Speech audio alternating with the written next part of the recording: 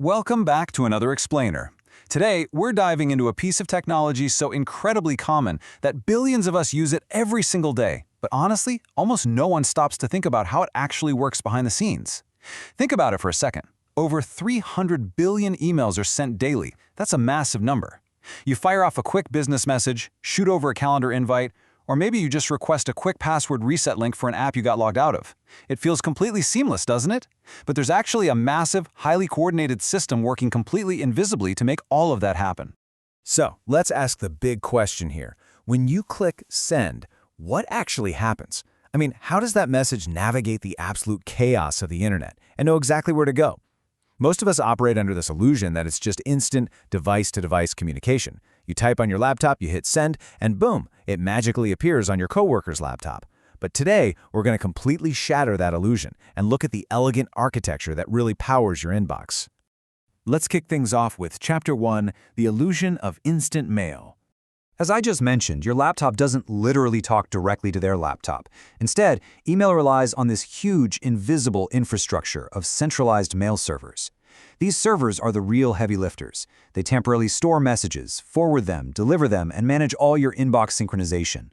The absolute best way to understand this is to think about the postal service. Imagine sending physical mail. You write a letter, you drop it at the local post office.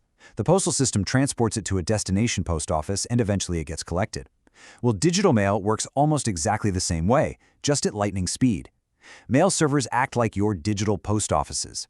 And just like physical mail requires different trucks, planes, and mail carriers to get the job done, email needs different, specialized protocols for sending, routing, and receiving.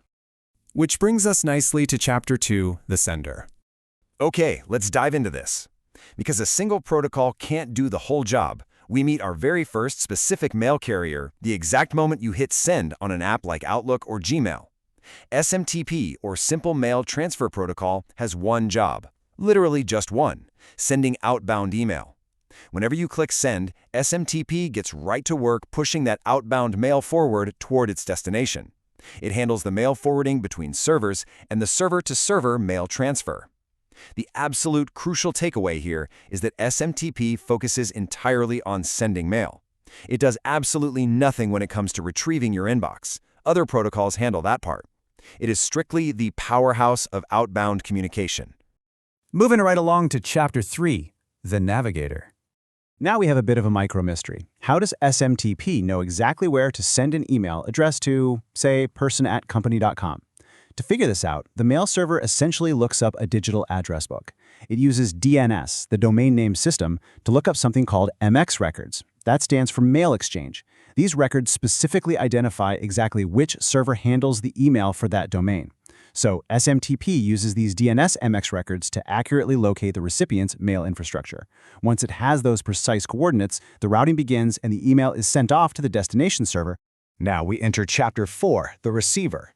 Let's talk about IMAP versus POP3. So the email has successfully arrived at the destination server, but right now it's just sitting there. When the recipient actually wants to read it, we need a brand new set of protocols for retrieval. First up is IMAP, the Internet Message Access Protocol. IMAP is the modern cloud-friendly standard. Its entire responsibility is reading and continuously synchronizing your email across multiple devices. When your phone requests your inbox, IMAP pulls down the list. But crucially, and this is key, the email remains stored safely on the server. So later when you open your laptop, that exact same email is still there, perfectly in sync. Delete it on your phone, and IMAP makes sure it deletes on your laptop too. Now, contrast that with POP3, or Post Office Protocol version 3. This is a much older architecture. POP3 is responsible for downloading email from the server directly to a single local device, and often it completely deletes the copy from the server right after downloading. Because the email now basically only exists on that one local device, synchronization becomes, well, very limited. If you go to check your inbox on a second device, it might look entirely different or even be totally empty. What's really interesting about this side-by-side comparison is how our modern multi-device habits completely dictate which protocol we actually need. We fully expect to check our email on a laptop, glance at it on a tablet, and reply from a phone on the go. IMAP's stay-on-server architecture makes all this multi-device sync possible, making it the absolute standard today. POP3's download locally and delete approach, great for older offline systems, sure, but it really struggles to keep up with today's cloud-native expectations. Chapter 5. The Full Journey Assembled. Let's move to and see how this all builds. It's really like a giant puzzle coming together to show the uninterrupted life cycle of a single message. You write the email, and SMTP immediately pushes it to the outgoing server. That server then consults DNS and MX records to pinpoint the exact destination, routing it across the web. Once it's safely stored at the destination, IMAP jumps in the very moment the recipient opens their app, seamlessly syncing the data so they can read it. And there you have it. That is the complete, elegant path from the sender's outbox all the way to the reader's screen. And finally, Chapter 6, The Invisible Backbone. You might be wondering, why do we care so much about these admittedly older protocols? Well, because they are the invisible backbone of modern cloud computing. Just think about the sheer, massive scale of automated cloud emails we get. Password resets, security alerts warning you of a new login, deployment notifications, CI/CD pipeline alerts, or those quick verification codes when you log into SaaS platforms like Slack or Notion. Cloud infrastructure and DevOps engineers rely heavily on these exact SMTP systems to trigger automated communications every single day. Literally, if email protocols go down, the modern backend goes completely blind. And because this infrastructure is so absolutely essential, it naturally becomes a massive, massive target. Email is one of the largest attack surfaces in the digital world. Phishing attacks, spoofed banking identities trying to trick you, aggressive credential theft, these happen millions of times a day. Cybersecurity teams must heavily monitor and secure these exact protocols, putting strict authentication controls in place to make absolutely sure a spoofed email pretending to be your bank doesn't actually make it into your synchronized IMAP inbox. So what does this all mean? It leaves us with this final provocative thought. How does one of the internet's oldest protocols continue to invisibly support the entire modern digital world?